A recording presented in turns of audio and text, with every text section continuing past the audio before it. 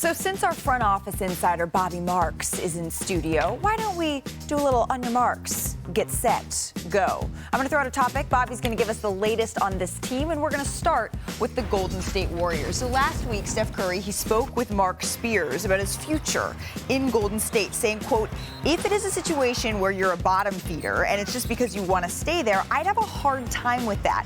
But I don't think that is going to be a reality. Okay, that is what Steph said. Bobby, have the Warriors done enough here for this season? What can they do to continue to maximize around Steph Curry? Well, all eyes are going to be on Lauri Markkanen, who is renegotiation and extension eligible on August 6th.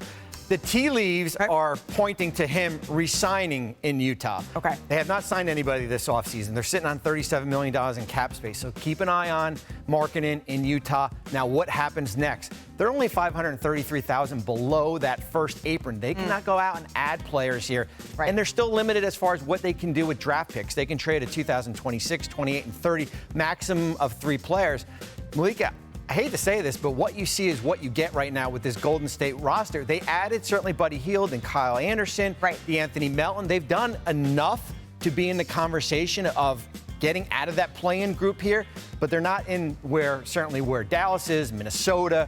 We talk about Phoenix, certainly. They're not in that upper echelon right now. All right, so that's sort of the top tier of the West, and you don't see Golden State there. I want to bring in Kendrick Perkins to see how he is reading these tea leaves, since you're saying that it looks like Lauri Markkanen is not going to be joining the Golden State Warriors, at least right now. The Warriors' win total, according to ESPN Bet, it's set at 43.5, Perk. Do you think that they will win more or fewer than the number of games? What do you think?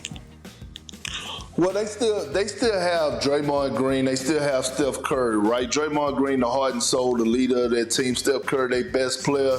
And I like what I saw out of Jonathan Kuminga last season. I think he's going to take a serious leap from what he did last season, and that's talking a lot. Can he be an all-star caliber player?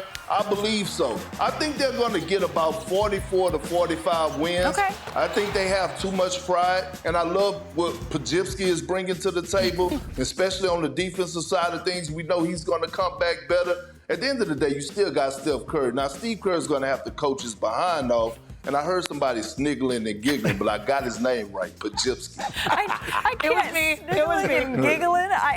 You know it, Perk. It was sorry, Perk. All right, friends, let's stick in the West here, shall we, and talk a little bit about the Phoenix Suns, because they signed Tyus Jones as the market's top remaining free agent guard, but it was to a one-year, $3.3 million deal. That's according to our senior insider, Adrian Wojnarowski. So, Bobby, see how you have my So, Bobby, what are we doing, Bobby? Why is this a significant deal for the Suns, who are heading into year 2 with the Beal, KD, Booker sort of experiment going on?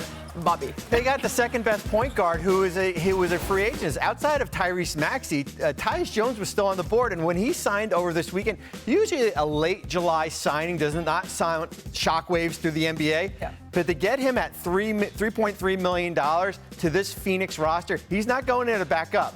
7.3 assist to ratio, and look what's on their bench still. Grayson Allen, when you point him in, he was probably their most consistent player. Shooter. Interchangeable lineups as far as what Phoenix is able to do. We've always talked about the second apron with them, how much they spent, $433 million. Yeah. But when you look at Tyus Jones for 3.3, that's money well spent. That assist-to-turnover ratio is important. That led the league. That is what this Suns team need, because what did we say all of last season? Yes. Who is their point guard? So the Suns, they won 49 games last year. They're, of course, swept by the Wolves in the first round here. Chiney, do you think they will be better or worse next season? They're going to be better. Okay. I love this. This was a sneaky good pickup. You mentioned 7.3 assists, also a career high 12 points, what he did last season. But more so, I mean, we're watching the Olympics where Kevin freaking Durant, that's how you started the show, is balling out. It made me question some things. I'm like, what are we doing in Phoenix? Well, this is what we're doing. It's a good move. They struggled in clutch time. They also need a low-maintenance guy that can distribute to their plethora of scorers. Right. So I like this move. This helps their upside. But they still have to fulfill the center position. But this is a move in the right direction that is cost-effective because they are expensive. Yeah, they are expensive. I feel like I need to knock on some wood over here. Health is such a big thing for the Phoenix Suns, too. We just didn't get to see them play and build that chemistry a whole lot last year. All right, let's move on to the East here. The Knicks and Julius Randle, they're going to have a decision to make on the All-Stars' future in New York. This Saturday, Randle is eligible to sign a 4-year, $181 million extension. So, Bobby, what is he going to do? Well, if you ask Julius Randle, he took a compromise with his last extension, which was 4 for 117. Yep. 4 for 181, that would make him the highest paid Knicks. There's no player on the roster making $40 million. It would negate the Jalen Brunson extension that he signed recently here. They've got to avoid that second apron, bring back Mikal Bridges here. I think if you're Julius Randle here, I think you're looking at, you've had 2 surgeries in the last 2 years. You've had an ankle, and then you had your shoulder injury. Take the guaranteed money, even if it's not the maximum that he's allowed for. Okay, Perk, let's bring in the resident mayor of New York here. What would you like to see the Knicks and Julius Randle agree to? Well, to be honest, Julius Randle don't have a choice. I think with Jalen Brunson setting the bar as the guy on their team, the leader on their team, the franchise player on their team, everyone else has to follow suit.